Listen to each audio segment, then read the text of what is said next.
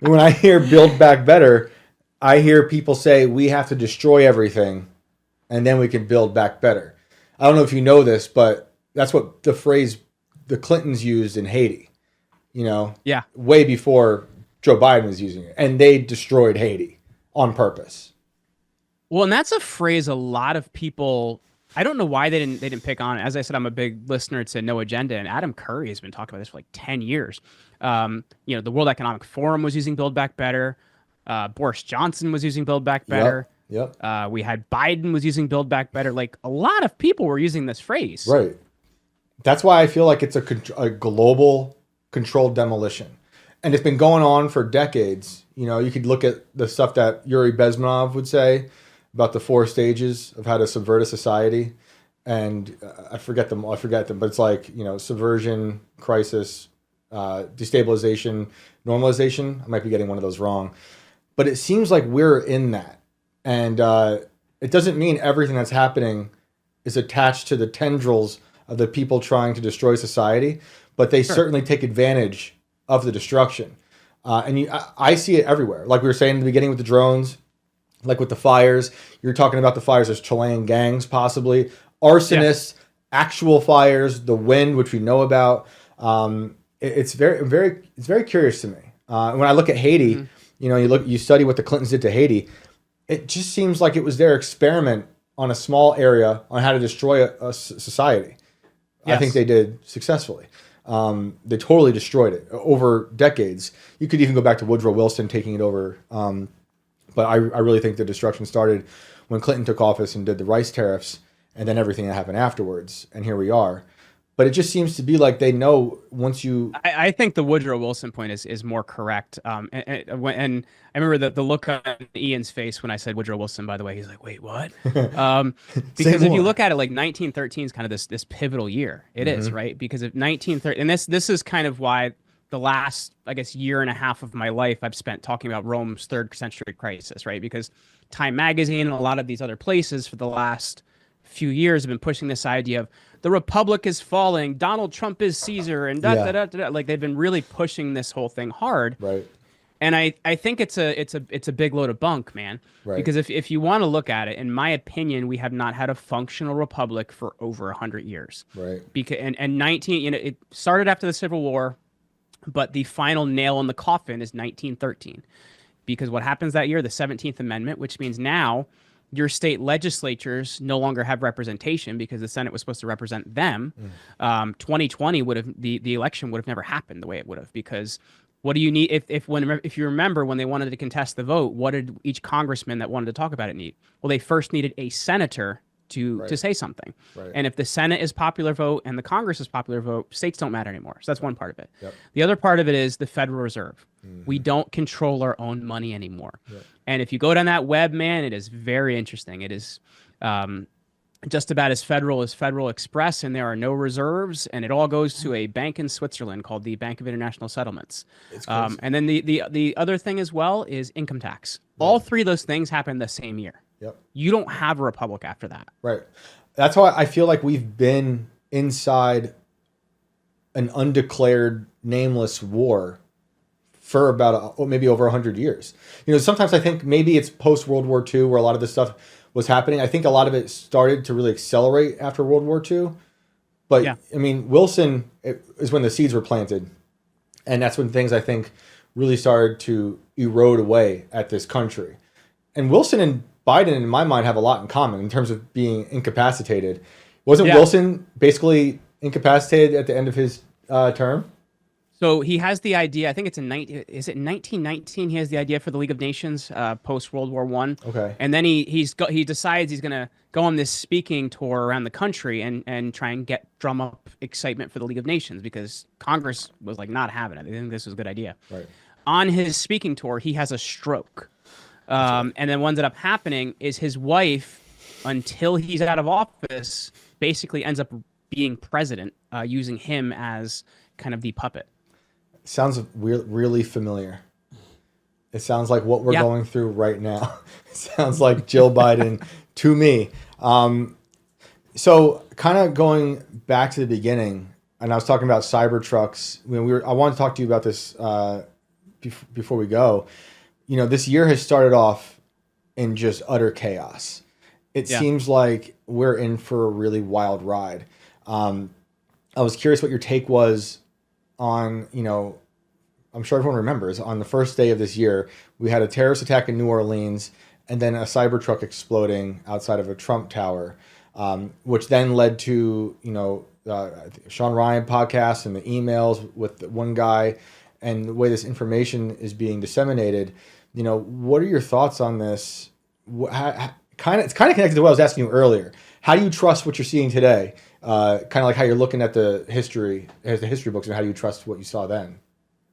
I don't. I don't know, man. Like, I don't know how you feel about it. I don't. Like, here's the thing. Like, when the government tells me aliens exist, it means there aren't any, right? Like, that's kind of the point I've gotten to. And when they're telling, when somebody comes out and he has this perfectly laid out email on day one, I am very suspicious. I don't trust a whole lot, man. Yeah. And I'm kind of that. If you have a friend that believes in every conspiracy theory, that's me. Like, I'm that guy.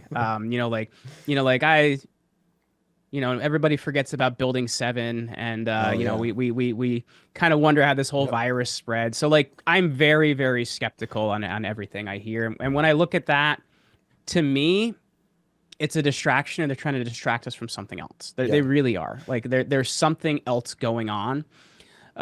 And we're at a very pivotal point right now in history. We really are. Mm-hmm. People look at it like, Trump won. We're great. He's going to make America great again. Mm-hmm. It's like, okay, well, that's great, guys. That's good. You have the right guy in the White House. But, here's the thing. Like, if he doesn't get the staff he's selected, and if Tulsi Gabbard really does go back on FISAs like she's saying she is, like, dude, like that was the reason I want somebody like that in there, because she was against them. And now to flip on them.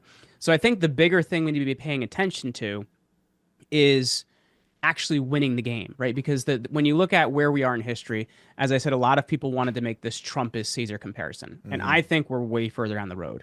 I think that the closer comparison, though there's never an exact comparison, it's not like that map in the mall that says you are here. History is not kind of something you walk your way through, but there are things that can be similar and can rhyme in a lot of ways. Totally. Rome's 3rd century is the thing that I really look at as to where we are now. Now, here's what we don't have. In Rome's 3rd century, you had generals basically raising armies and declaring themselves emperor. We don't have that, right? Like, though I feel like it would be fun as heck to watch, like, Ted Cruz raise an army and fight like Swalwell or something like that. Wouldn't that be fun? That's a new reality show. Someone will now do that. Yeah, we're a day away. So we don't have that. But the thing we do have that they had in the 3rd century is the central power is kind of crumbling, which is a lot of what we're seeing. Like, the president at this point in time, with all the executive orders that have been happening over the last several presidencies, was starting to become more imperial. But now with Trump, for some reason, they decided we're not going to let him do anything, which is quite interesting. Yeah.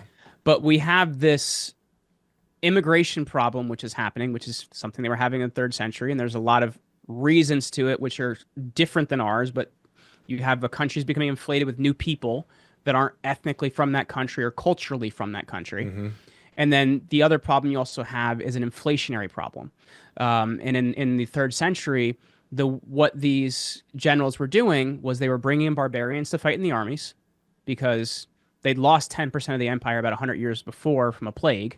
And if the way you get power is through your army, well, you need a bigger army, right? So then what ends up happening as well is, well, you have to pay these people. So the first of what are called these barrack emperors, barracks meaning military barracks, is this guy Septimius Severus in 193. And he decides, okay, I'm going to bring in more legions from outside of Rome, and I'm going to double their pay. Well, Septimius, where are you going to get that money from? We're going to clip off pieces of the coins and add other metal to them. So now we've reduced the value of that money. So then you see over the next 100 years, by the 270s, when Aurelian is emperor, the silver coin is only about 5% silver. It's 95% bronze. And by 284, when Diocletian tries to handle the economy by bringing in price controls, really bad idea, inflation is about 15,000%. So you have people coming into the system for what they can get for it. And then you also have a system that's rapidly losing its monetary value. Well, when you no longer have a currency, you no longer have a country. And that's really how Rome falls apart. And when I look at that, that's the thing that's concerning to me. We need to handle our economic policy. Now, I wrote a thread on this last week that about Constantine and his gold standard. And this is the thing that nobody really talks about, Constantine. Everybody talks about him being the first Christian emperor, Right. which to a certain point is true. He's baptized on his deathbed, but he starts to favor Christians in different political positions. Right. It becomes a Christian empire in 380 under Theodosius. We're like 50 years down the road. But the thing that he does that a lot of Romans of his time would have been grateful for is in 314 AD in a city called Trier in Germany, he mints less than 100 gold coins. The coin is called the solidus. It's 95% pure gold. And then every year until his death in the 330s, he's going to mint a few more gold coins. By the time he dies, the Eastern Roman Empire, which lasts another almost 1,000 years till 1453, it has a gold standard by the time he dies. Now, there's a few things he does around this because in the Western Empire, the problem they had is, well, pure gold, people start hoarding that, so it's not getting traded. Right. So what does he do? He requires all taxes to be paid in gold. So that creates a demand for gold to be traded now, because if you can't pay your taxes, they're going to arrest you, and that's a problem. So now we force gold into circulation. So by the time he dies, they're at a full gold standard. It goes until around the year 1000 without inflation. And that's one of the major reasons that the Eastern Roman Empire, also known as the Byzantine Empire, survives, is because he handles the money. Right. If you handle your currency, you know, obviously you have to fix immigration, fix borders, and fix these other things and get rid of your military industrial complex. But the thing you have to do is handle your currency, or you can't fix any of it. Which is where we are right now here. Yes. Our currency's, it's trash. So we we're need just to pay printing our stuff. taxes in gold. No, I advise everyone to stop paying taxes until the government gets their stuff together. But that's really concerning, especially as we flood this country with people and we have no money. I keep thinking of pictures, I believe from Venezuela about 4 or 5 years ago. You remember the photographer took pictures of like the product and how much money it took to buy that product. It was like a roll of toilet paper and then just 10 stacks of cash, whatever their dinero. And that's how it feels when I go to the grocery store now.